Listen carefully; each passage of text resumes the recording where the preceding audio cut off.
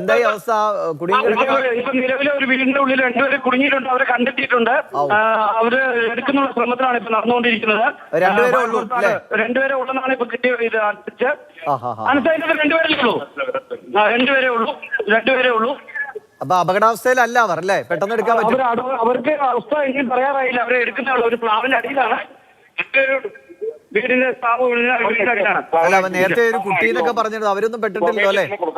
ഇല്ല, അതൊന്നുമില്ല. ഓ, സമാധാനം. എന്തായാലും രണ്ടുപേർ. അപ്പൊ എനിക്ക് തോന്നുന്നു ഈ ബിജു എന്ന് പറഞ്ഞ ആളാണോ? അദ്ദേഹം ഭാര്യ?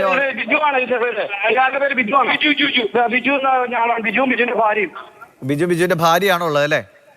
അപ്പൊ വിളി കേൾക്കുന്നുണ്ടോ എപ്പോഴും? അതായത് സുരക്ഷിതമാണെന്ന് കരുതാം അല്ലേ?